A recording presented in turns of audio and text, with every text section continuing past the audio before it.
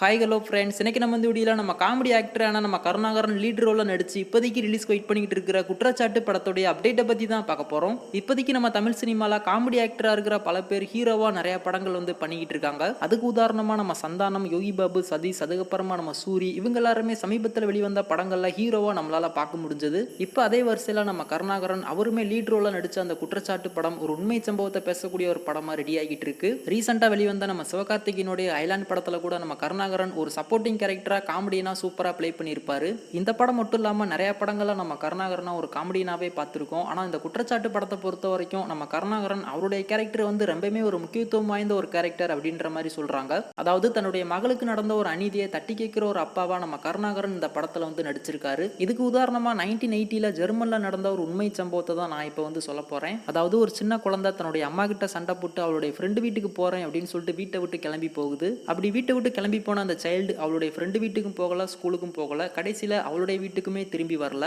இதை தெரிஞ்சுக்கிட்டு அவங்க அம்மா அந்த குழந்தைய எல்லா இடத்துலையுமே தேடுறாங்க. எங்கே தேடியுமே அந்த குழந்தை கிடைக்கவே இல்லை. அதுக்கப்புறமா அந்த குழந்தையோட அம்மா போலீஸ் ஸ்டேஷனில் போய் தன்னுடைய குழந்தைய காணும் அப்படின்ற மாதிரி கம்ப்ளைண்ட் ஃபைல் பண்ணுறாங்க. போலீஸோடைய விசாரணையில் ஒரு சில உண்மைகள்லாம் தெரிய வருது. அதாச்சும் அந்த குழந்தையோட வீட்டுக்கு பக்கத்தில் குடியிருக்கிற ஒருத்தன் தான் அந்த குழந்தைய ஃபாலோ பண்ணி கடத்தி அபியூஸ் பண்ணி கொலை பண்ணியிருக்கான். இதெல்லாமே போலீஸோட இன்வெஸ்டிகேஷன்லாம் தெரிய வருது. அது மட்டும் இல்லாமல் இதுக்கு முன்னாடி இந்த மாதிரி 2 குழந்தைகளை சைல்டு அபியூஸ்க்கு ஆளாகி ஜெயிலுக்கு போய் தண்டனை அனுபவிச்சுட்டு வந்திருக்கான் அப்படின்ற மாதிரியும் போலீஸ் விசாரணையில தெரிய வருது. அதுக்கப்புறமா அந்த ஒரு அக்யூஸ்டா கோர்ட்ல ஆஜர் பண்றாங்க. கிட்டத்தட்ட இந்த ஒரு கேஸ் மட்டும் 3 மாசமா ஹியரிங்லேயே போய்கிட்டு இருக்கு. தன்னுடைய குழந்தைக்கு எப்படியாவது நீதி கிடைச்சிடணும் அப்படின்னு சொல்லிட்டு அந்த குழந்தையோட அவங்க அம்மா எவ்வளவோ போராடி பாக்குறாங்க. கடைசி வரைக்கும் அவங்களுக்கு நீதி கிடைக்கவே இல்லை. ஒரு கட்டத்தில் அந்த குழந்தையோட அவங்க அம்மா என்ன பண்றாங்க அப்படின்னு சொல்லிட்டு பாத்தீங்கன்னா, அந்த அக்யூஸ்டா கோர்ட்ல ஆஜர் பண்ணும்போது அந்த குழந்தையோட அவங்க அம்மா மறைச்சு வச்சிருந்த ஒரு துப்பாக்கி எடுத்து அந்த அக்யூஸ்டா அங்கேயே சுட்டு கொலை பண்ணிடுறாங்க. அதுக்கு அந்த குழந்தையோட அம்மாவுக்கு 6 வருஷம் சிறை தண்டனையும் கிடைக்குது. அதுக்கப்புறமா ஒரு 3 வருஷம் கழிச்சு அவங்க பெயிலையும் ரிலீஸ் ஆகி வெளியில வராங்க. இந்த கோர் ஆஃப் த ஸ்டோரியை பொறுத்த வரைக்கும் தன்னுடைய மகளுக்கு நீதி கிடைக்கணும் அப்படின்னு சொல்லிட்டு அவங்க அம்மா எந்த அளவுக்கு போராடுறாங்களோ அதே மாதிரி இந்த குற்றச்சாட்டு படத்திலுமே நம்ம கருணாகரன் தன்னுடைய மகளுக்காக போராடுறாரு.